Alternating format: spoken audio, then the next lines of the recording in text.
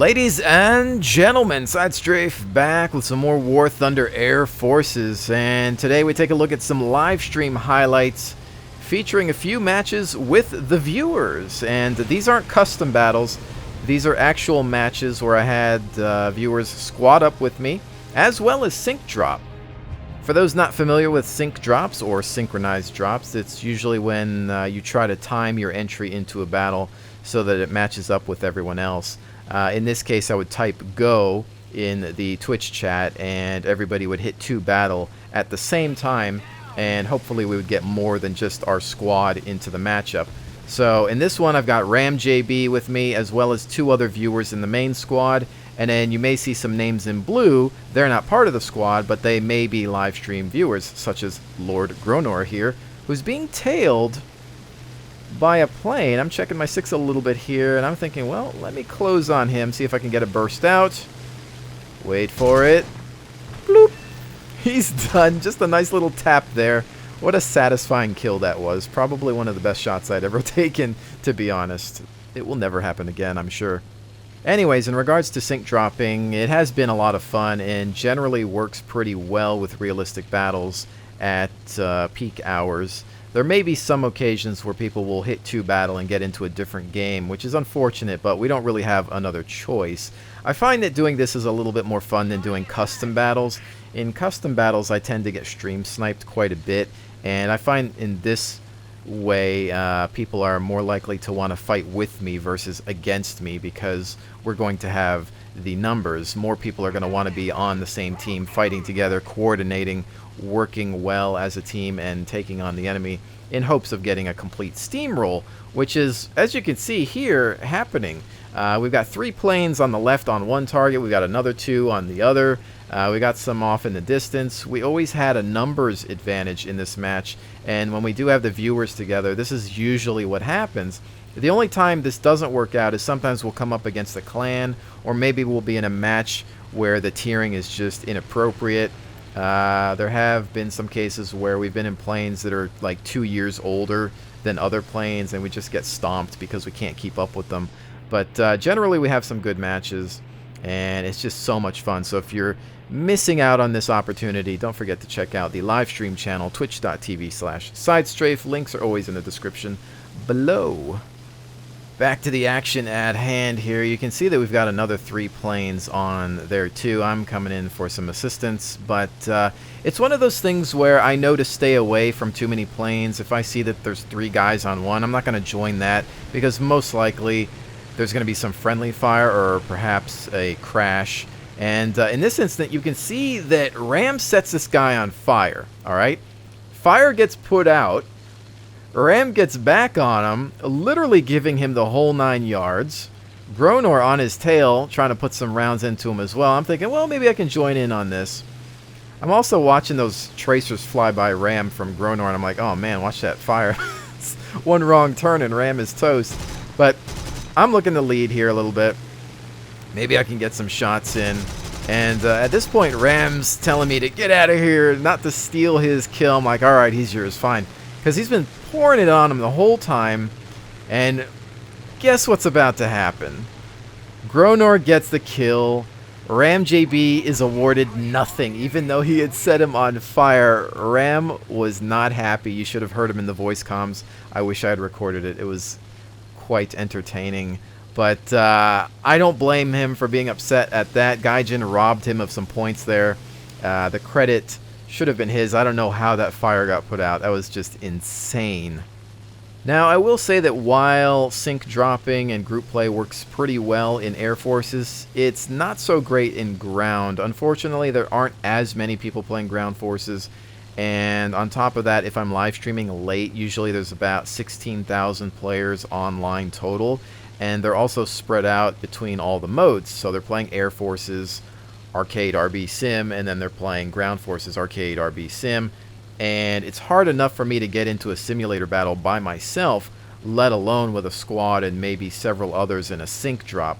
As you know, if too many people join one nation at the same battle rating, it throws off the matchmaker balance. So it's generally difficult for us to get into anything ground forces, which is unfortunate because this game does actually make it pretty easy to play with viewers, and unlike other games, it's just difficult for me to do that without running into some sort of problem. But in this one, I can just kind of queue people up based on the messages they send me.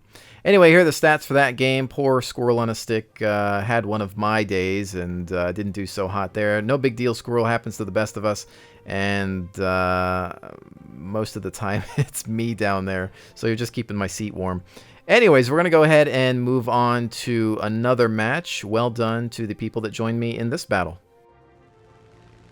Alright, back in with the Spitfire, and this is a completely different stream day. You'll notice that RAMJB isn't actually here, so that means we have 3 viewers in the main squad, and then maybe a couple who had sync dropped.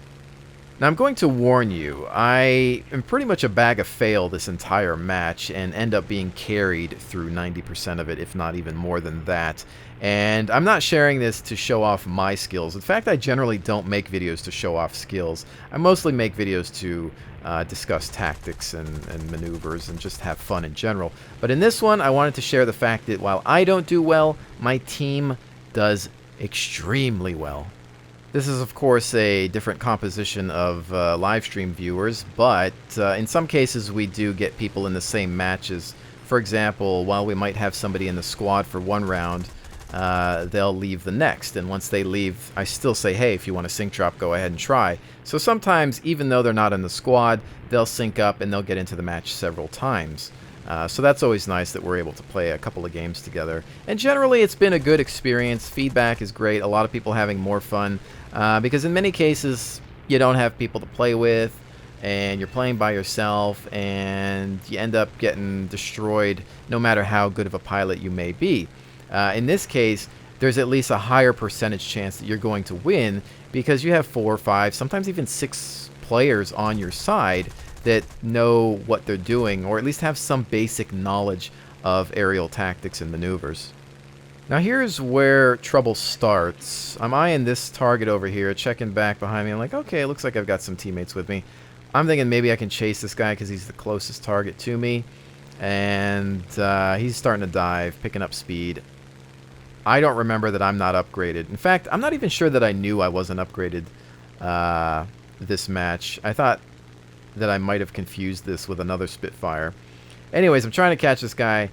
Doesn't really seem to be working out, and all the while I'm kind of thinking, well, I think I'm getting pulled away. I look back and notice that my team is back there. I'm like, I'm not going to get drug into some sort of ambush, but I screwed up because I looped. And by doing that, I lost a lot of speed, and now I'm getting shot at. I'm like, oh crap. I'm leaking something now. I'm going to go for a dive. Can I get away from this? My plane's not looking so hot. This is probably where I'm yelling at my microphone, Mayday, Mayday, I need some backup, and hoping that somebody is close enough.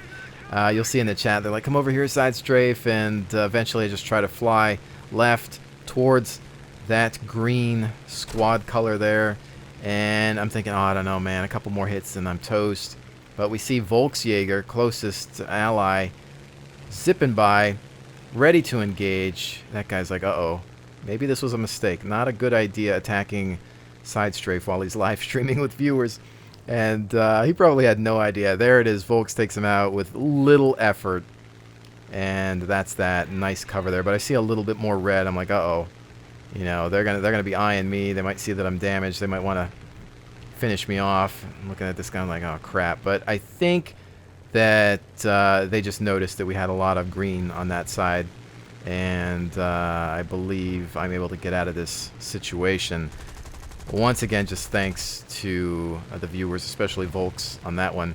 Anyways, it is indeed time to head back to base. You can see that I've got some fairly large holes in my plane. I'm really not sure why I'm still flying, but it was a long flight back. It always is when you feel like your engine's going to give out, as you can see here it is. Blinking red, now black, and I'm like, okay, well, I've made it this far. I just did this turnaround so that I could slow the plane down enough to make the landing approach. Gear out, just trying to bring that speed down a little bit more, because sometimes it's hard to tell how fast you're going. I didn't want to fly off the runway and not get repaired, so I managed to slow her down, maybe even too much. I don't know. No expert on it. But I'm pretty good with my landings, I think, in most planes. I find that the light planes are actually the hardest to land. The heavy American ones seem to be easier for me to land. But here we go. Pretty nice touchdown, I think. Just trying to bring that speed down and not flip this sucker over. But everybody else is also landing to rearm. I think there's only 1 or 2 planes left on the enemy team. But I'm just happy to be home safe and sound. Now, keep in mind that while I am sharing some decent matches with you, we did have our fair share of bad ones. Like I said earlier on, it was mostly due to battle rating. Whereas we would see planes that were maybe 1.5 to 2 years newer than the ones that we were flying, which made it pretty difficult to keep up regardless of skill. And while the War Thunder community tends to disagree on quite a few subjects, I think there's one thing that everybody agrees upon. It's that battle rating is terrible. It really doesn't make much sense, and if anything, it's there because there's a lack of player base. And, well, let's face it, when you split your community amongst 3 modes, you're just asking for trouble. That's the problem with having 3 different modes in any game, not just War Thunder.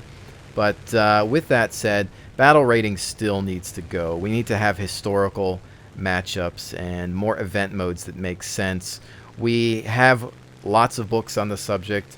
World War II is very well documented. We know what battles existed, how, where, when, and why. We know what vehicles fought each other in those battles. And with that data existing, there's no reason to not have that in this game. Yes, it could potentially extend queue times, but I'd rather have a nice realistic or historical matchup than be in a battle where I'm fighting against things that didn't even exist at the time of my plane or tank's service. Now, yes, War Thunder does offer events, but more often than not, it's only for 2 of the modes. Like for now, Ground Forces has some events going on where it's only arcade and realistic. There's not an event for simulator. But with that said, having events, it's like fracturing your community a 4th time, because you've already got arcade, RB, sim, and now you've got events, and some people don't even know events exist, so most of the time you can't even get into a match, even if you try. It's just a mess. And I think when you're developing a game, from the start, you have to set your goal, you have to state your intentions, and let people know what kind of game you are, and you have to cater towards a target audience. You have to focus on that group. You have to say, okay, we're going to be an arcade game, or okay, we're going to be a realistic game. Look at Wargaming with World of Tanks. They set the proper expectation from the very beginning. They said, look, we're not a simulator, we're not an MMORPG, we're this kind of arcade tank game. Come over here if you want to have this kind of fun. If you don't like it, bugger off, there's the door. And, you know, I respect that. I respect the fact that that game caters towards a certain audience. Is it my favorite game ever? Is that my favorite genre? No. I can have fun with it, but it's not my favorite thing ever, okay? I respect the fact that those other games exist and the reasons behind their existence. But I don't want to see another World of Tanks or another World of Warplanes. We already have that game, so why would I need another one? Just because this is better looking? Yes, Gaijin has better technology. They have better artists and programmers. They came up with a game engine that is amazing. It's beautiful, it sounds better, it looks better, yada yada yada. But I didn't come here for World of Tanks 2 or World of Warplanes 2. I came here for a more realistic experience, even if that's only within one mode. I'm willing to compromise in realistic battles. I'm willing to completely give away arcade battles, but when it comes to something that holds the name simulator, I have a certain expectation. I expect it to simulate reality, and when I see people fighting against that, I see inconsiderate, selfish behavior that is just unacceptable to me. But anyways, rant off. Gonna save that for another video. Ladies and gentlemen, I really do appreciate your viewership and the fact that we had some great live stream viewers with us in these matchups, and I'm going to be doing this a lot more, so make sure you head on over to twitch.tv/SideStrafe. You can find the link in the description below forever and always. And with that said, thank you all so much for joining me. I will definitely see you on the next one.